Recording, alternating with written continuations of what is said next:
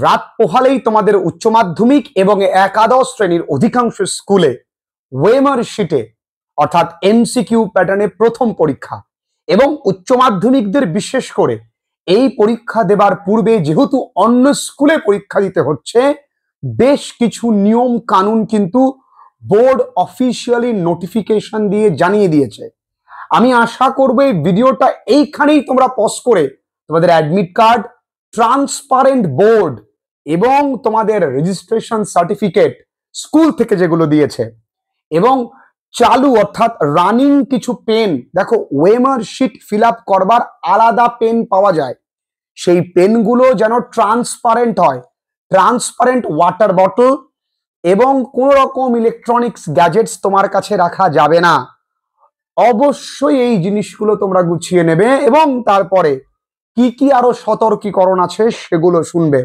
তবে এটা নিশ্চিত তুমি কিন্তু আজকে রাতে বেশি রাত করবে না, কারণ একটা ভালো ঘুমেরও কিন্তু আজকে প্রয়োজন আছে। ভালো ঘুমোবে তো ব্রেন রিল্যাক্স থাকবে, পরীক্ষা ভালো হবে। পরীক্ষার হলে ঢোকার আগে অযাচিত কোনো গল্পে বন্ধু বান্ধবের সঙ্গে লিপ্ত হয়েও না। পারলে প্রত্যেকটা গুরুত্বপূর্ণ শব্দগুলো দেখে যাবে এবং আগামী দিনের পরেই কিন্তু ইংরাজির মহা লড়াই, সে লড়াইতে পুরো 1.5টা দিন তোমাদের সঙ্গে আমি আছি, কারণ তোমাদের ভালো রেজাল্ট করতেই হবে। পরীক্ষা হলে ঢোকার আগে অবশ্যই তোমরা কানে ঘাড়ে জল দেবে এবং খেয়াল করে যেন হাতটা ভালো করে মোছা হয়। তা না হলে যদি কোনোভাবে হাত অতিরিক্ত ঘেমে বা জল থেকে ওয়েমার শিটে পড়ে, তাহলে ওয়েমার টেম্পার্ড হয়ে যাবে, সেক্ষেত্রে কিন্তু তোমার ওয়েমারটা বাতিল হবার চান্স আছে। হাত যেন না ঘামে বা ওয়েমারে কোনো প্রকারে ঘামের জল বা ইত্যাদি না থাকে, সেদিকে কিন্তু লক্ষ্য রাখবে। জলের বোতল তোমরা কিন্তু পারলে তোমাদের টেবিলের নিচে রাখবে, কারণ জলের বোতল কোনো প্রকারে যদি টিল্ট হয়ে যায় তাহলে কিন্তু জল পড়ে গেলে ওয়েমারটা টেম্পার হতে পারে, তোমার ক্ষতি হতে পারে। এবং খেয়াল রাখবে প্রত্যেক ঘরে কিন্তু সময়ের জন্য ঘড়ি দেওয়া থাকবে। কোনো রকম ভাবে তোমরা কিন্তু অসৎ উপায় অবলম্বন করতে যাবে না, এতে সময়টা নষ্ট হবে। যে প্রশ্নগুলো আগে পারবে সেগুলো ভালো করে দাগিয়ে নিয়ে সেইগুলো উত্তর করবে।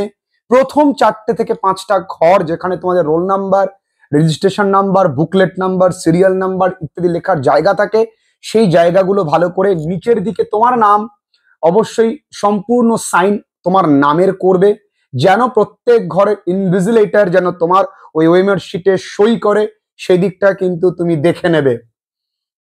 পরীক্ষা হলে তোমরা চেষ্টা করবে মোটামুটি 1 ঘন্টা থেকে 1.5 ঘন্টা আগে প্রথম দিন পৌঁছানোর জন্য।